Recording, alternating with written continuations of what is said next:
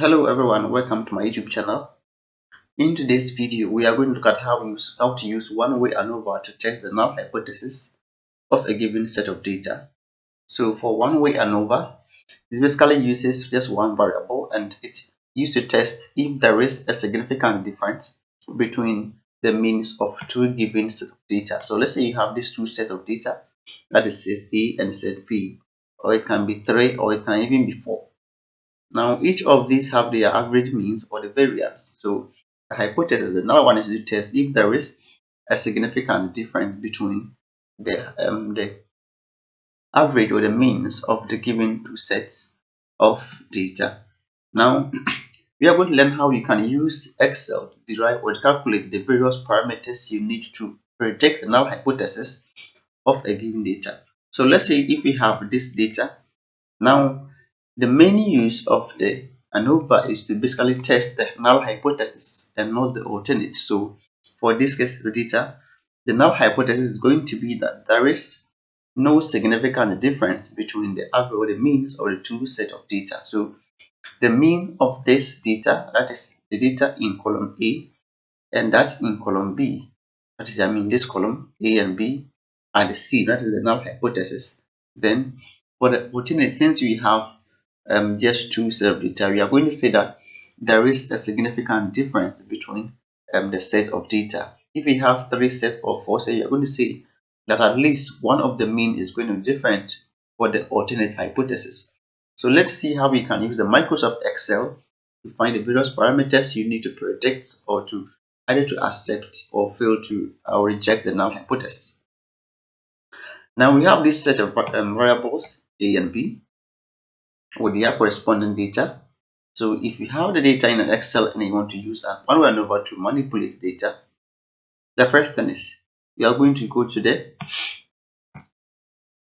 data tab. So on your right one, select the data tab, then move your cursor to data analysis. So data analysis is basically a statistical tool used to analyze data. So it has a lot of statistical tools that can be used to analyze a particular set of data. So when you click on data analysis, you are going to have a pop-up of different statistical parameters, including the one-factor ANOVA. We have the two-factor ANOVA. We have the correlation, we have the covariance. We have other descriptive statistics or exponential smoothing or F-test, histogram, and the rest. So our own is to use the one-way ANOVA to test the null hypothesis of those derivatives. Where it says select the one-factor ANOVA, so select the one-factor ANOVA and click on OK. The next thing, you're going to put the range. So the range is the various cells in the Microsoft Excel where the variables are. So you're going to select from here without the alphabet to the end. So you have the range. Then we have also the alpha level given. The alpha level is just the probability of you rejecting the null hypothesis when it's true. That is what 0.05. That is just 5%. Which means we have a very small chance of rejecting it when it's true. We have what we call the output range. That is how we want your data to be displayed. So we want our data to be in a new worksheet. So when you are done, the data is going to be explained in a new worksheet. So maybe my sheet is sheet 1 and another one can be sheet 2. So the result for the analysis should be displayed in a new set of data.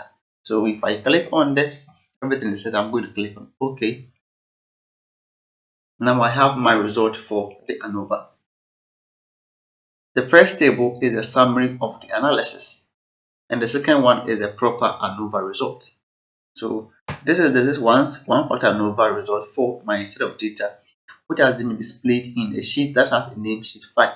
So I wanted my sheet to be, or my results to be in a new sheet, so I have it displayed in a new sheet, sheet 5. My original data is displayed in sheet 1, or it's found in sheet 1, whereas my result is displayed in sheet 5, which you can name it anyhow you want it. So let's try to interpret data. So we have first a summary or the descriptive summary of my data.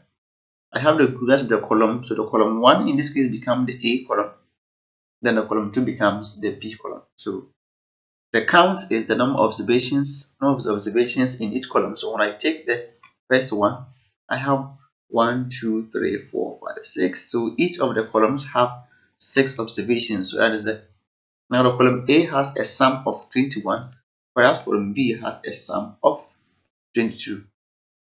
Now the mean of column A is 3.5. That is the average is 3.5, whereas the average of column B is 3.6. So in that one, that is the average of each of the observations in an average of the observations in each column.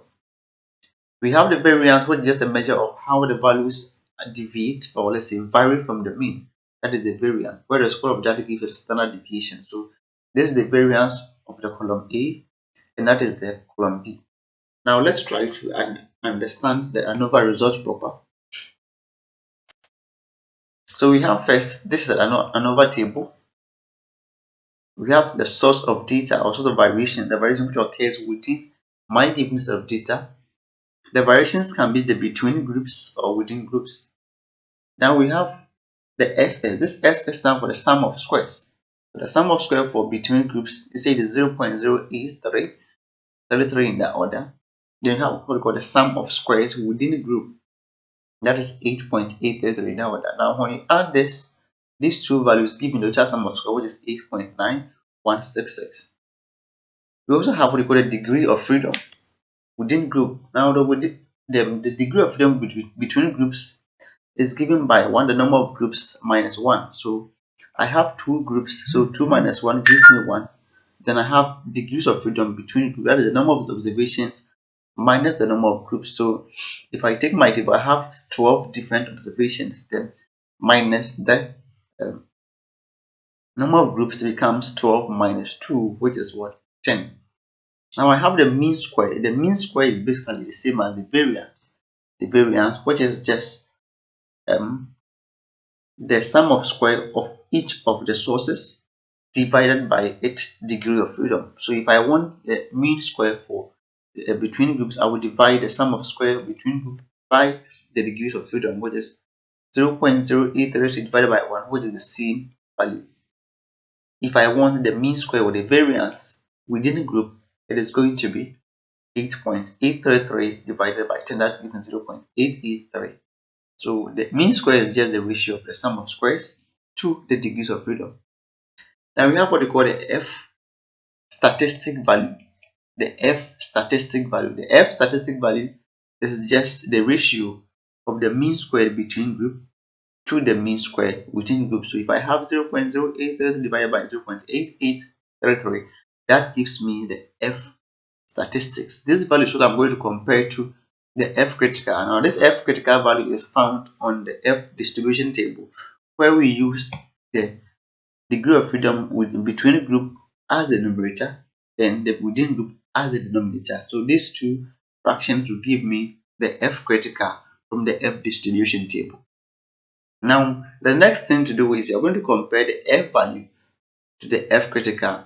That will help you decide as to whether you are going to reject the null hypothesis or you are going to fail to reject the null hypothesis. So the rule says that if the F statistic value is less than the F critical, so if it is less or equal to the F critical value, you are going to fail to reject the null hypothesis.